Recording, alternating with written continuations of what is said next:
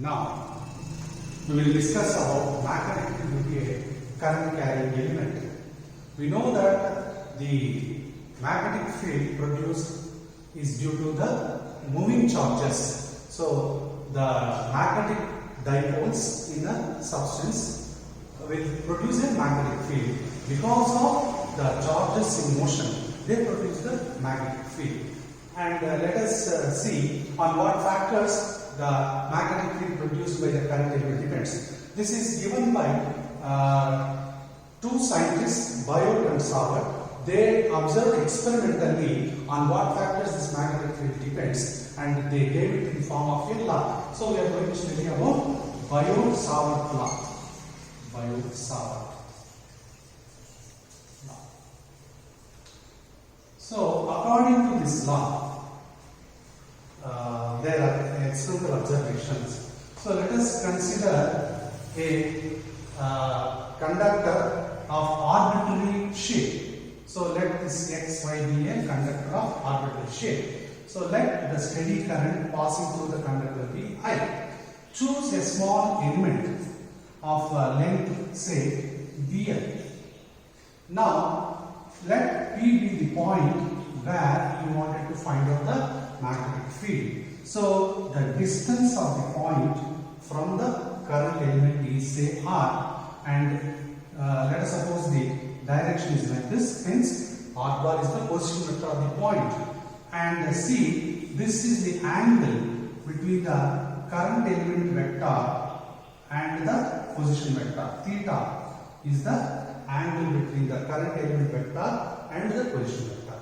So according to Biot-Savard law, the magnetic field produced by the current element is directly proportional to the current element, that is to the length of the current element and the current passing through the conductor, and proportional to the sine of the angle between the current element vector and the position vector, and inversely proportional to the square of the distance between the current from the current element to the point under consideration. So inversely proportional to the square of the distance of the point from the current element. So combining all this, it can be written as dP is equal to, this is the proportionality constant.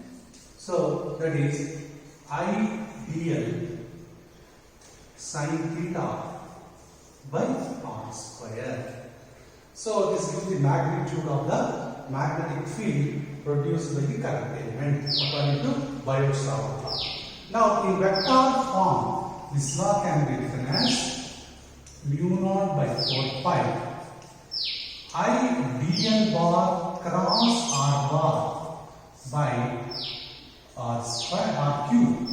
So this is the vector form of Biot-Savard law.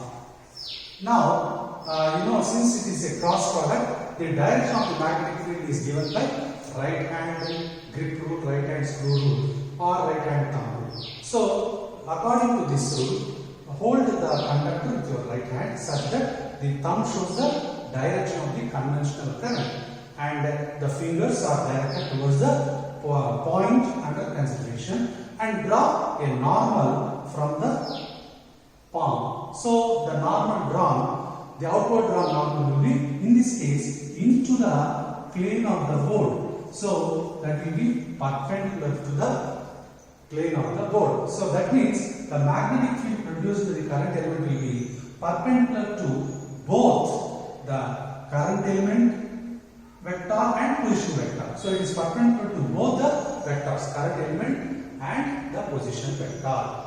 So in that way you can find out the direction. Suppose if you want to find out the magnetic field due to the entire conductor, you have to find such elemental magnetic fields produced by the current elements and sum up. You can apply superposition principle and you can find the sum using vector addition. Now here this proportionality constant, if you observe mu naught by 4 pi is given in SI units 10 power minus 7 Tesla meter per ampere. So that is the unit. So that we can understand from the equation. And therefore mu naught is given by 4 pi into 10 power minus 7 Tesla meter per ampere. Okay, this is known as permeability. Permeability of the medium. Here it is vacuum. So permeability of free space. It is it gives an idea about the ability of the medium to admit magnetic field through it. See, it is very similar to that of epsilon permittivity, which you studied in electrostatics. And you can find a very interesting relation between this mu naught and epsilon naught. Suppose you want to know the product mu naught epsilon naught. So that is given by 4 pi into 10 power minus 7. Now, into epsilon naught, that can be written as, so let us multiply this with 4 pi and we write like this. We know 1 by 4 pi epsilon naught is equal to 10 to the power of 9 into 10 to the power of 9. So therefore, this epsilon naught can be written as 1 by 4 pi into 9 into 10 power 9. Hence this 4 pi gets cancelled. So what you get is 1 by 9 into 10 power 16. So this is what you get. So the unit will be meters per, that is inverse of this actually. You will be getting second per meter. So therefore, if you consider root of mu naught epsilon naught, that is the reciprocal of root of mu naught epsilon naught, then this goes to the numerator and that will be 3 into 10 power 8 meters per second. So this can be written as 3 into 10 power 8 whole square, and therefore mu naught epsilon can be written as which is under root, that is 1 by root of mu naught epsilon can be written as 3 into 10 power 8 meters per second. So which is equal to the speed of light in vacuum. Okay, so there is a relation between mu naught epsilon naught, and you are going to study more in the topic of electromagnetic waves. Okay, about these quantities mu naught and epsilon, that is permeability and permittivity. Okay, now we will take one example for application of Biot-Savart law and try to find out the formula for magnetic field produced by the current loop. So that we select a current loop carrying a steady current, and at any point on the axis, using this equation or formula, we are going to find out the expression for the magnetic field. So we will discuss about that. Magnetic field will be a current loop.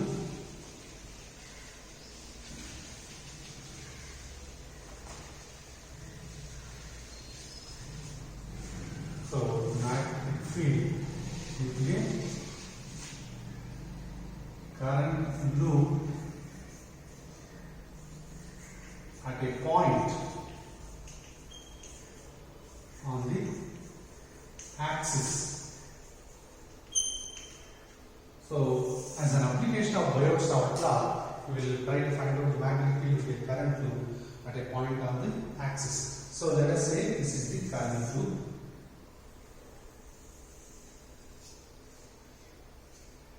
And let capital R be the radius, and this is the axis.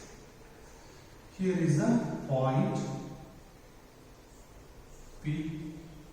Now let us suppose a steady current I passes through this loop, and the point P is at a distance of R from the current element. Choose a current element of length dl. From this current element, this point is at a distance R. Now this point O from this point P from O is at a distance say x. Then you know that R is given by root of capital square plus x square, because this is a right angle triangle. Okay. Now we know this is imagine this is the current loop and your point is on the axis at some distance r from the current element. Therefore, this position vector and the current element vector, these two are perpendicular to each other. Therefore, in the formula, that is dV is equal to mu naught I dl by 4 r square into sin theta. In this sin theta term will become 1 because the position vector is perpendicular to the current element vector. Hence, that becomes 1. Hence, due to the current element, the magnetic field produced here is given by dV is equal to, so I am taking this out, so I am taking it as 1. So mu naught by 4 pi I dl by r square. Now the direction of the magnetic field will be perpendicular to this. So here it will be like this dV bar. Now extend the axis. Now let the direction of the magnetic field make an angle theta with the direction of the axis. So this is not that theta what we consider here. So that angle is between the current element vector and the position vector.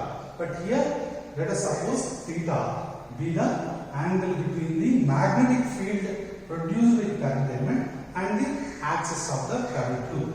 So then we can resolve this into components. One along the axis and another perpendicular to the axis. If this is dV suffix x, this is dV suffix y. Okay. It's all right. Yeah.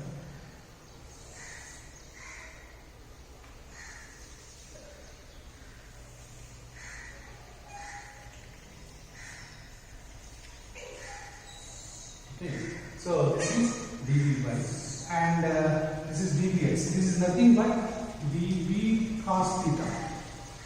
From the figure that is constrained, this is the horizontal component. This will be dV sin theta is the vertical component. So similarly, you can imagine several elements into which the coil or the loop can be divided. So symmetrically opposite to this, you can imagine another loop here, another current element here. So due to that current element, so that magnetic field will be like this. It will be like this. So again that dV can be resolved to component. One component will be coming like this. So if you say this is dV, so due to the current element you have taken here, this is the vertical component, that is this is dV by, and you will have another dV cos theta, that is dVx in the direction of the axis. So due to a symmetrically opposite current element, again you can find out the magnetic field. So it will be like this. So what do you understand from this means, so for every element you have chosen, there is symmetrically opposite current element, due to which the magnetic field components perpendicular to the axis, they are equal and hence they are opposite, hence they cancel each other. So thereby only what happens means the horizontal components will add up because they are in the same direction. Their resultant will be the simply sum of the magnetic field components. Hence we write the resultant magnetic field due to the entire loop. The resultant magnetic field due to the entire loop is given by this summation of dV cos theta. But you know what is this dV? That is mu naught by 4 pi. And of course current is same for every current element, and the distance is also same. So I by r square. The summation is for this dl part, and of course cos theta. But dl is what? That is, if you sum up such elemental lengths, you are going to get the perimeter of the circle. So therefore, this is nothing but circumference of the loop. Hence, that is mu naught by 4 pi I by r square. So this is 2 pi r perimeter of the circle. And you know what is cos theta? So from the figure, you know, cos theta is nothing but, so if this is theta, and from the geometry you can understand, this angle will be 90 minus theta. 90 degrees minus theta. Hence, you can say that your cos theta is given by sine of 90 minus theta. Okay, so that is sine of 90 minus theta is opposite side by hypotenuse. Hence, that is capital by root of r square plus x square. Okay, hence in the place of this I can write like this. That is, this can also be written as r by smaller, capital R by smaller. So like that also you can write. So I will write like this, capital R by smaller. And now you see here 1, 2 gets cancelled, 5 gets cancelled. And then what will be there? Mu naught I r by here 2 r square. Here you observe that here is r square, is r. So you can put r cube into capital that is r square. Let us substitute for small r. Small r is under root of capital R square plus x square. Hence, this therefore I can say that is equal to mu naught I by 2. Here capital R square. This r cube is nothing but capital R square plus x square. That is cube of root of this. Hence, cube of root of this means I can write like this. So this is the formula. Therefore, I can write like this: mu naught I by 2 into capital R square plus x square to the power of 3 by 2 into r square. So this is the magnetic field strength formula due to a current loop. Suppose if there are n number of turns, then you have to multiply with n. Then you will get total magnetic field due to the current carrying coil at any point on its axis. Suppose if the point P is exact at the center, so that is if P is at the O, then x will be 0. So at the center of the loop, x equal to 0. So x equal to 0 means substitute here 0, then capital R square to the power of 3 by 2 will be r cube. So one r square is there, in the denominator you will get r cube. So r square gets cancelled. Then what you will see is mu naught I by 2r. So one r square gets cancelled. That will be the formula for magnetic field at the center of a current carrying loop. Okay. Now the direction of the magnetic field, here already I told you, suppose if you have a coil like this or a loop like this carrying a current like this, then the magnetic field, you curl your right hand fingers in the direction of the current in the coil or in the loop, and the thumb is a magnetic field. So the magnetic field lines will be like this. So actually they are all closed curves like this, loops. So it will be like this. So they are all loops, and hence the magnetic field lines actually they will go extend to far away point, and then they are all closed loops. So we can say the coil of one side behaves like north pole of a magnetic dipole, and the other will be south pole. So we consider the magnetic field lines coming from the north pole and entering into the south pole. So the coil behaves like a magnetic dipole with north and south poles as shown in the figure. Okay, so that is about application of Biot-Savart's law for a current carrying loop.